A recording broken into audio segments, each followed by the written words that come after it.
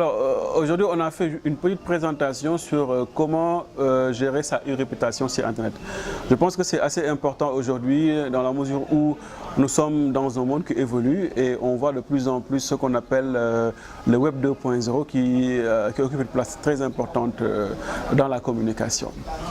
Et quand on parle de Web 2.0, on fait appel à tout ce qui est réseaux sociaux. Donc avoir une bonne image sur Internet, c'est assez important. Donc l'idée c'était d'expliquer aux journalistes que l'idée c'était pas uniquement d'écrire des articles, mais c'est aussi de savoir qui vous êtes sur Internet. Permettre à des marques de pouvoir vous retrouver et de développer ce qu'on appelle le personal branding.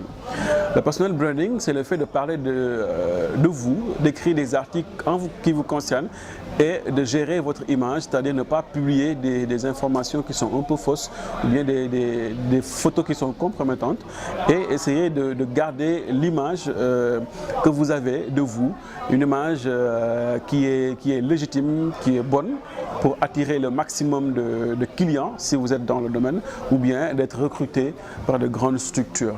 Je pense que c'est assez important et que maintenant les gens commencent à savoir que c'est une technique à ne pas négliger dans la communication digitale. Bien sûr, vous savez, aujourd'hui on est dans un monde qu'on appelle un monde googlisé. Les gens ne recrutent plus à travers le CV. Rares sont les entreprises maintenant qui prennent le CV pour recruter une personne. Ce que les gens font, on va sur Google, on regarde ce que vous faites et de ce dont vous êtes capable. Maintenant, en retrouvant des informations de ce que vous faites, de qui vous êtes, là, ça devient beaucoup plus facile à un recruteur de vous parler. Parce qu'aujourd'hui, vous ne pouvez pas dire que vous voulez travailler dans le digital et ne pas avoir une bonne réputation ou bien ne pas avoir quelqu'un qui parle de vous, etc. Justement, en parlant de ça, on voit que maintenant, même Twitter, pour faire une certification, Twitter vous demande est-ce qu'on parle de vous, est-ce que vous avez une bonne image sur Internet. Et après avoir répondu à ces questions-là, on vous donne le badge, c'est-à-dire le petit bouton bleu là qui apparaît au niveau de Twitter. Et ça montre à quel point il ne faut pas négliger Internet parce que tout ce que vous faites sur Internet y reste. Donc il faut tout faire pour développer cette réputation-là. Pour le développer maintenant, il faut créer du contenu, il faut mettre des choses qui sont adaptées à ce que vous faites.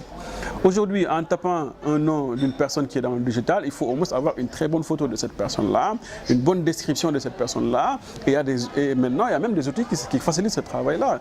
On a des réseaux professionnels comme LinkedIn où la personne a la possibilité de poster son CV et de mettre une bonne image d'elle et voilà, de pouvoir trouver du travail dans le domaine. Parce que maintenant les CV, on peut mettre tout ce qu'on veut au niveau du CV, mais en matière de pratique, souvent les CV ne riment pas avec ce qui se trouve à l'intérieur. Donc je pense que c'est important. Je pense que maintenant, avec les outils Web 2.0, chacun peut être journaliste. La différence ici est que juste le journaliste, c'est une personne qui va recevoir une information, va traiter l'information avant de publier l'information.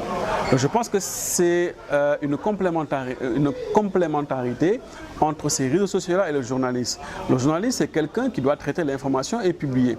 Et faire attention à tout ce qui est publié sur Internet. Le journaliste doit faire ces recherches-là et doit maintenant s'adapter. Parce qu'un journaliste aussi qui veut être un journaliste à n'en plus finir, je pense que ça c'est révolu. Avec ces nouveaux médias, on fait des papiers en se basant sur des posts des internautes qui publient ou bien sur des posts sur Twitter, etc.